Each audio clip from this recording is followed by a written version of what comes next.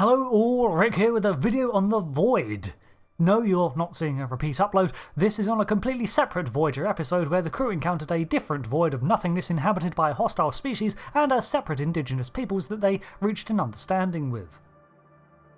I joke, but to be fair, the feel of each episode and the nature of the voids were very different despite the similar premise. So, let's start off with what it was.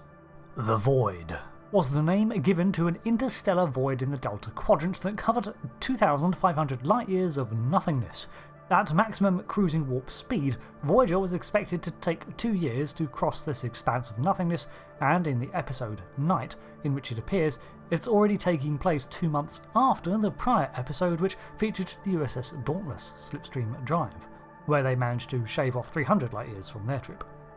The area visually appeared to be an expanse of black with no stars, light sources, and even an absence of much interstellar particulates. There really was very little to detect, see, and keep the crew occupied. Even the warp field effect was not present, and I cover this in a separate video looking at the streaks we see at warp speed. Now, logic says that even in a void of nothingness, light would still have reached this space. Sure, if you're in the middle of it, then light would be over a millennia old, but it would be there, faintly, like any other part of the night sky. After all, interstellar voids are not exactly uncommon, but this one was laced with ambient Theta Radiation, which served to not only muddy sensors beyond an effective range, but also seemed to have the same effect on light itself. Over vast distances, the Theta Radiation acts as somewhat like an obscuring cloud, giving rise to this vast emptiness. However, as you might expect, it was not exactly completely empty. In fact, there were two things that stood out.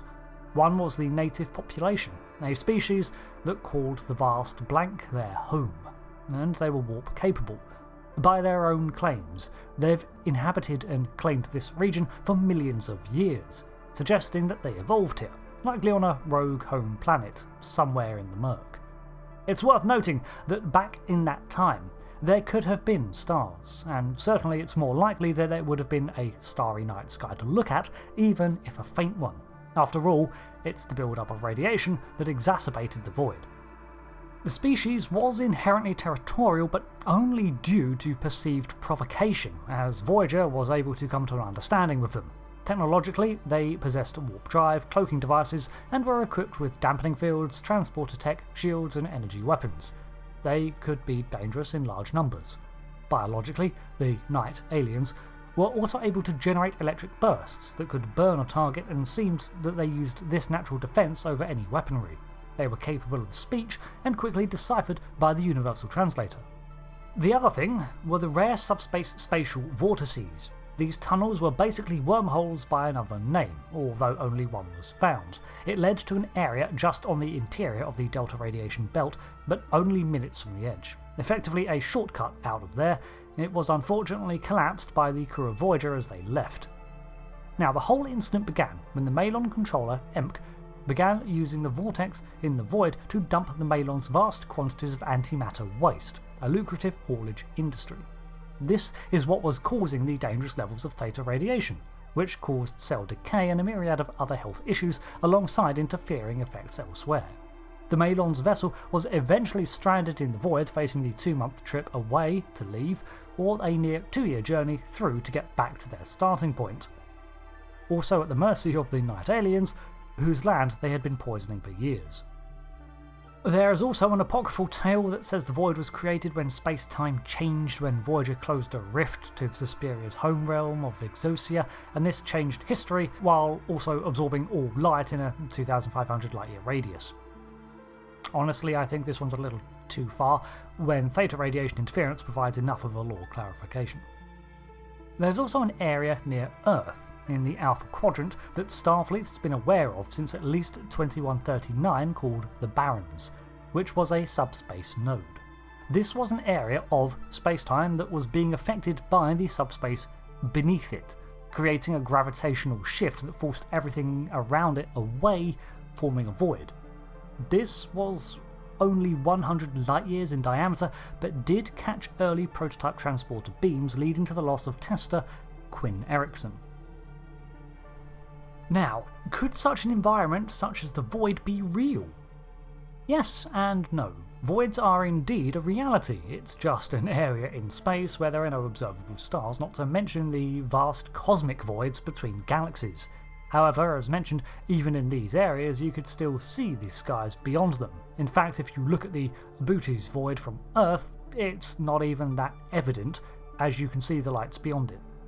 On a large enough scale, you can see that galaxies form into string-like tethers that run along filaments because of their collective gravitational pull dragging them together.